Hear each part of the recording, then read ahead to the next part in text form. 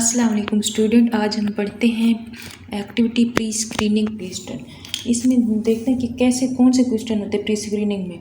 उससे हम पूछते हैं, पेशेंट से पूछते हैं क्या आपको कोई हार्ट दिल की बीमारियों का मसला है, क्या आपको किसी डॉक्टर फिजिकल एक्टिविटी करने के लिए फिजिशियन के under the direction of physician करने को बोला गया है, क्या आपको चेस्ट पेन होता है यानी कि आपकी छाती में पेन होता है जब आप काम करते हैं, कोई भी फिजिकल एक्टिविटी करते हैं, क्या आपको चेस्ट पेन पहले था, कभी आपका तजर्बा हुआ है, एक्सपीरियंस हुआ है, पहले आपको चेस्ट पेन था जब आप फिजिकल एक्टिव नहीं थे, जब आप काम नहीं करते थे तब आपको चेस्ट पेन होता था। उसके बाद जो थे have you been diagnosed with arthritis और ऑस्टियोपोरोसिस, क्या आपको आर्थराइटिस और ऑस्टियोपोरोसिस की बीमारी है, या आपके जॉइंट्स में पेन होता है जब आप फिज़िकली एक्टिव होते हैं, जिनके जब आप वर्क कर रहे होते हैं तो आपके जॉइंट्स में पेन होता है। उसके बाद जो होता है पेन इंक्रीज़ करता है, इनके पेन बढ़ता है। और उसके बाद वो कहते हैं are you currently taking prescription drug for blood pressure और हार्ट कंडीशन, क्या आप दिल के लिए या बीपी वगैरह के लिए कोई भी ड्रग्स यूज़ करते हैं। Do you ever lose your balance और लूज़ कॉन्शियसनेस, ये क्या आप अपना बैलेंस लूज़ कर देते हैं और कॉन्शियसनेस लूज़ कर देते हैं। Are you aware of any condition to would prohibit you from doing physical activity, क्या कोई ऐसी कंडीशन है जिसकी वजह से आप फिजिकल एक्टिविटी नहीं कर सकते। उसके बाद हम रिस्क असेसमेंट देखते हैं। रिस्क असेसमेंट जो होती है किस में होती है, रिस्क असेसमेंट जो होती है ये होती है क्रोनरी आर्टरी डिजीज़ में होती है और osteoporosis risk factor. Coronary artery disease में जो होती है फैमिली हिस्ट्री देखते हैं, सिगरेट स्मोकिंग होगी, hypertension, hyper cholesterolemia, impaired fasting glucose level, obesity, sedentary lifestyle.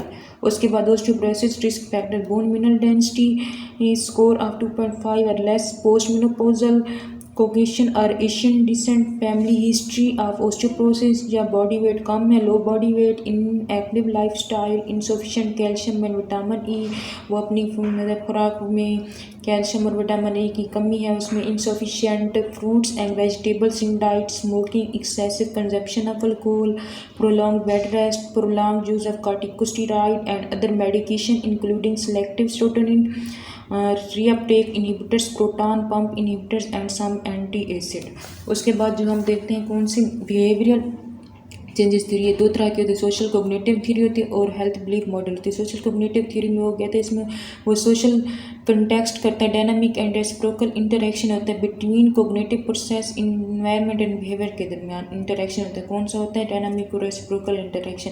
For example जैसे कि एक बंदा है वो अपना वेट लूज़ करना चाहता है, उसका वेट बढ़ गया है, वो पेशेंट क्लाइंट होते हैं, उसके बाद वो क्या होता है अपनी हेल्थ को इम्प्रूव करने के लिए वो एक्सरसाइज प्रोग्राम प्लान करता है, वो किसी भी एक्सरसाइज प्रोग्राम वेट लूज़ करने के लिए करता है। इसमें बताते हैं instruction how to perform and progress exercise program must be given, उसको इंस्ट्रक्शन दी जाती है कि आप इस तरह की एक्सरसाइज प्रोग्राम करें। उसके बाद उसको self efficacy is one construct with the model many researchers have identified positive self efficacy होते हैं कि successful participation in physical activity, यानी कि जो बंदा फिजिकल एक्टिविटी में पार्टिसिपेट करे उसको सेल्फ एफिकेसी, उसको यकीन है कि मैं वेट लूज़ कर सकता हूँ, एक्सरसाइज करता है और इंस्ट्रक्शन को फॉलो करता है।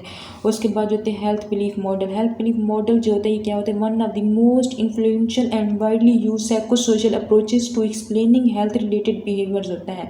इसमें भी वो वेट लूज़ करने की, इसमें वो कहते हैं 6 होते हैं, क्या होते हैं 6 कंस्ट्रक्टिव होते हैं। पहला क्या होता है perceived susceptibility, perceived severity, perceived benefit, perceived barriers, cues to action और सेल्फ एफिकेसी। उसके बाद वो कहते हैं एक इंडिविजुअल है जो वेट लूज़ करना चाहता है तो उसको अपनी सेल्फ एफिकेसी पे मतलब यकीन होता है कि वो ये काम कर सकता है, यानी कि वो क्या example of lose weight individuals would have to believe that being over weight puts him or self a greater risk for developing heart disease, यानी कि एक इंडिविजुअल है जिसका वेट ज़्यादा है, उसको पता है कि इसके ओवर वेट की वजह से क्या हो सकता है, उसको हार्ट डिजीज़ हो सकती है, जिसकी वजह से क्या होता है इंडिविजुअल जो होते हैं वो अंडरस्टैंड करते हैं modifying the diet can help with the weight loss होते हैं, वो ऐसी डाइट करते हैं ताकि उसको वेट लॉस हो जाए, but not sure of the best way to proceed if they can even be careful dieting होती है successful. The person consider joining a weight successful joining a weight loss program but may not be sure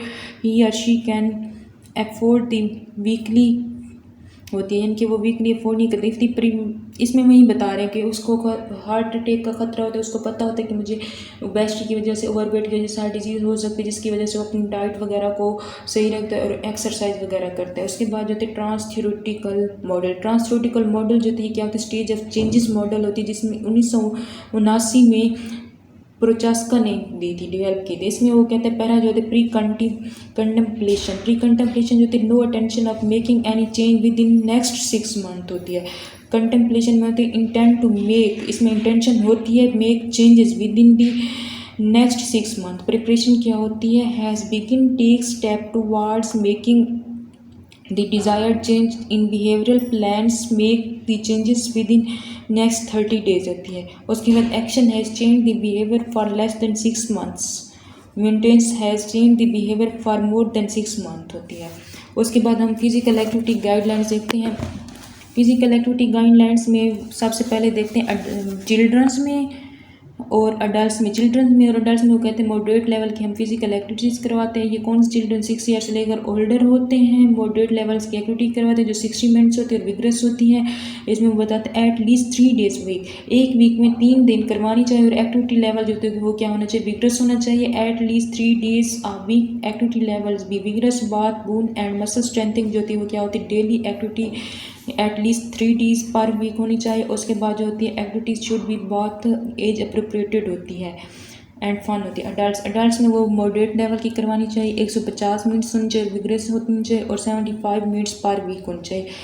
episode of at least 10 minutes count toward daily total होती है। Muscle strengthening activities should be include at least 2 days per week होनी चाहिए। Older adults में क्या होते हैं 65 years and older should follow include होती है participate in moderate intensity physical activity for a minimum of 150 minutes, vigorous intensity 75 minutes per week होती है। Include venous exercise to reduce risk of falls. Episode of at least 10 minutes count toward daily total muscle strengthening activities should be included at least 2 days per week होनी चाहिए। उसके बाद adults with disabilities, इसमें वो बताते engage in regular physical activity according to the abilities and should abide in activity, consult with their health can provided for an individualized program that is appropriate for their abilities. Thank you so much.